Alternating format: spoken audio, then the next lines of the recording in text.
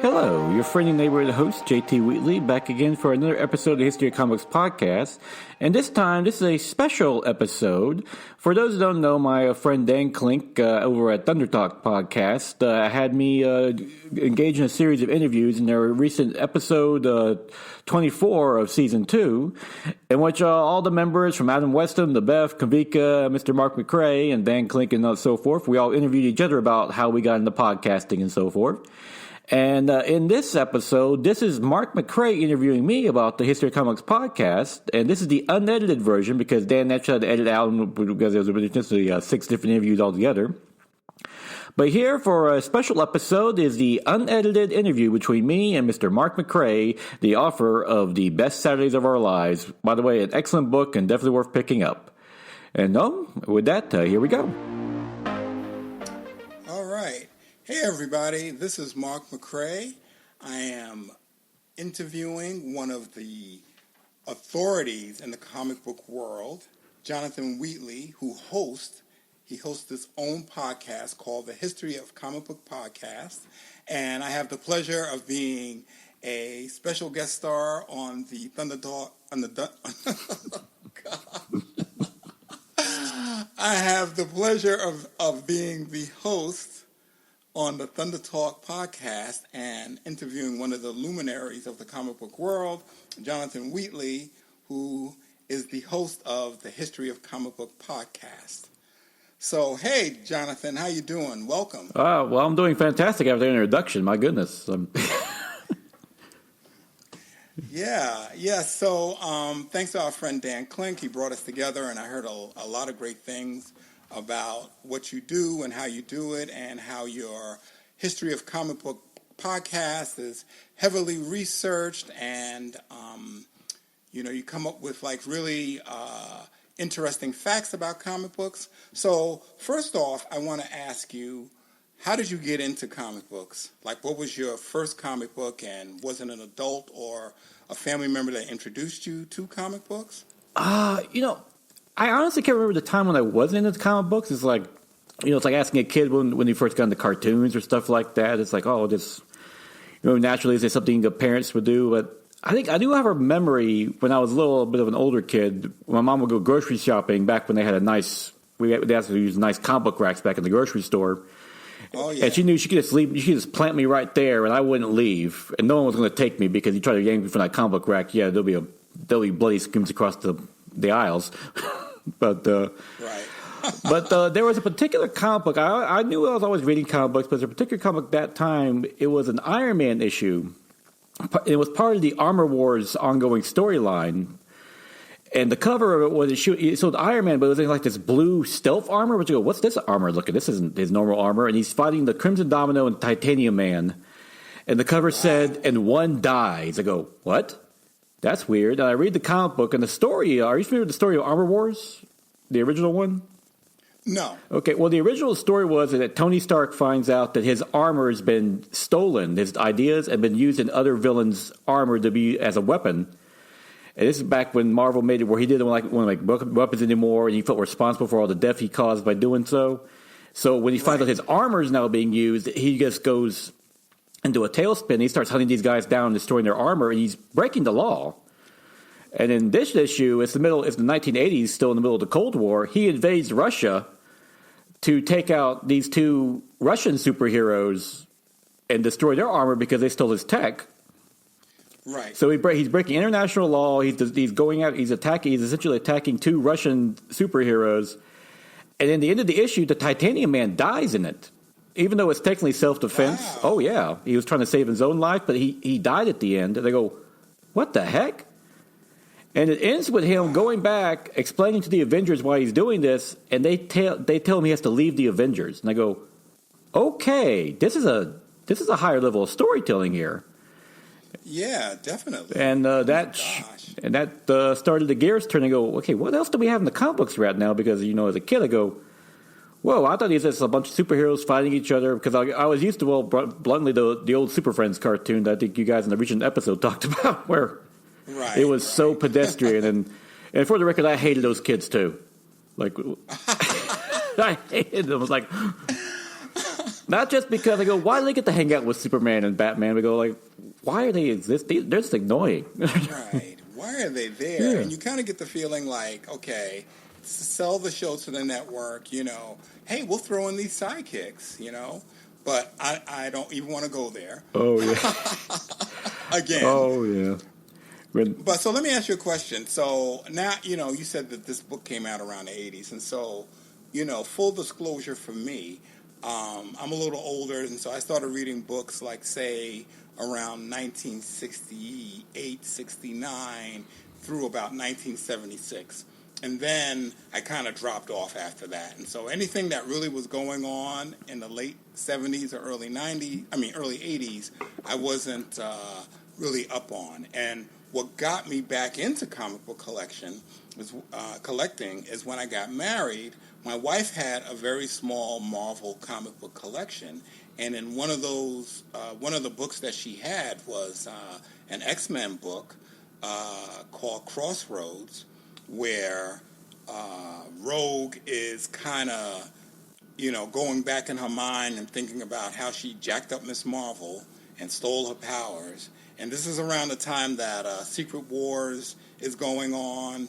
And I'm like, oh, my gosh, what the heck happened?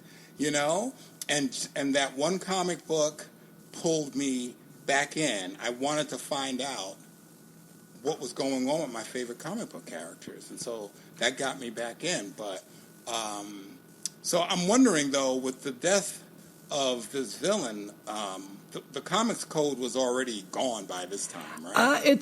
It was more or less defunct because after, like I mentioned before, when Stan Lee did the Amazing Spider-Man drug issue with the backing of the Department of Health, they tried to ban it and they ran the comic book without it.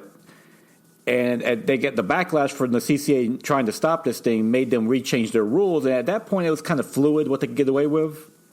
Like the companies realized, we could push back, and the cracks were forming.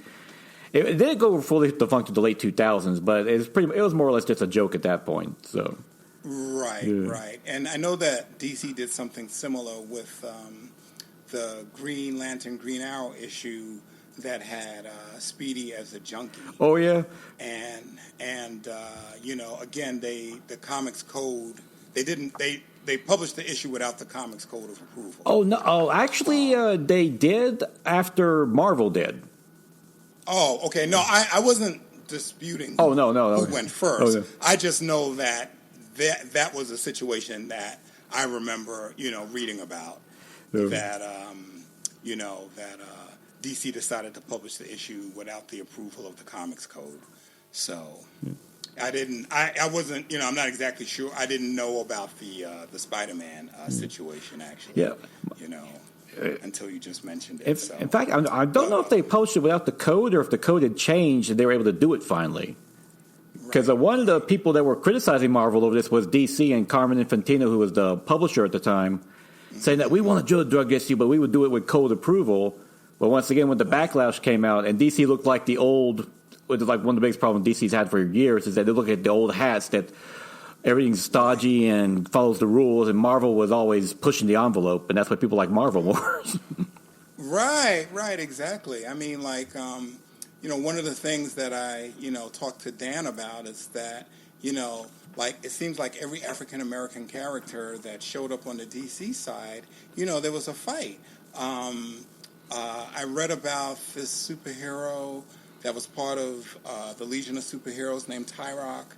He's supposed to look like Fred Silverman. I mean, not Fred Silverman, like Fred Williamson, and he sort of looks like Jim Kelly, the old actor from the 70s that made Enter the Dragon with Jim Kelly. And the editor told Mike Grell that if you create this superhero, we're going to get hate mail, and people are not going to want to buy the book. And, the pushback was, well, Marvel has Black Panther and Luke Cage. They're not having any issues with backlash. But, it was like DC really trying to hold on to, their old school ways and not try to expand or try to be relevant with readers. Oh, it's one of my recent a few episodes, I did a thing just in the history of the rivalry between Marvel and DC. And I found this great book called Slugfest, and which gets into that as well as my main source material. But they had this great meeting where the heads of DC once had a meeting where they looked at all the Marvel books like, why are they selling more than us? And they go like, well, they got words in the covers. Maybe that's it. They're all this color red. And the art looks juvenile. And they go like, and they couldn't figure out that the stories were better. That was the reason why people were buying. I know. Oh, believe me, Dan Klink and I, we talk about this all the time on our Saturday morning, the Best Saturdays of Our Lives podcast, because it's like when Hanna-Barbera started eclipsing Disney, as far as who's the king of TV animation, like there's a snarky interview that I found with Walt Disney from TV Guide that kind of knocks the Hanna-Barbera method and says, well, our animation is better. But what Disney was missing, what he didn't understand was, it's not about the animation. It's about the content. It's about the story. And that's the thing that I think sometimes creators, they get so caught up in their head over why is this person, why are these comics better, or why are these cartoons better, or why is this show better? Because they're not understanding that the stories are better and they're connecting with the audience better, and that's why they're winning. And I just think that some people that get into business sometimes, they're just a little clueless about why things work and why things don't work. It seems like it's that way in every medium, it seems. Yeah, definitely. Yeah, definitely.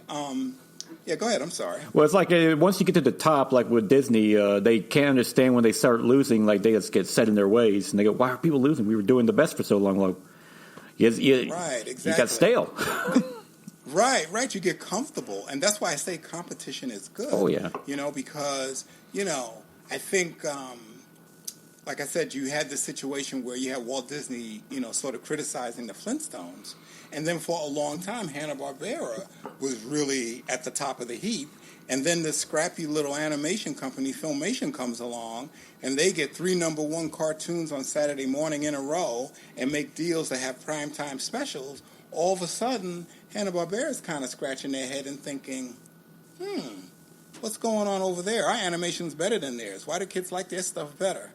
So it's just kind of weird how that happens. That I think from a knee-jerk perspective, someone at DC was like, why is their stuff better? Why is Marvel stuff better than ours? So that's like the initial knee jerk. But, I wonder, it got to make, it's just amazing that no one in the room would say, well, I just think their stories are better. Well, it's interesting, getting back with the comic books in the 1980s, that DC actually did that. Because they brought in Frank Miller and Alan Moore to make The Dark Knight Returns and The Watchmen, and like really push the envelope what you could do with a comic book. And that's something else. When I got older, I kept hearing about those comics, and I go like, what? Why? Because I missed them because they came in like 85, 86. I was like a little too young just to get them then, but I kept hearing about them. Like, what are these? What are these? Especially when the 1989 Michael Keaton Batman came out, and they kept saying, "Oh, it's like Dark Knight Returns." Like, all right, I need to read this book. So I finally got my mom to buy me. And I call it my Batman Bible because it's this leather bound with this high glossy paper and like a ribbon for a bookmark book. So it's almost like a King James Bible, and it has the Batman Year One collection, a Batman Christmas story Frank Miller did as the first official Batman story, and then The Dark Knight Returns.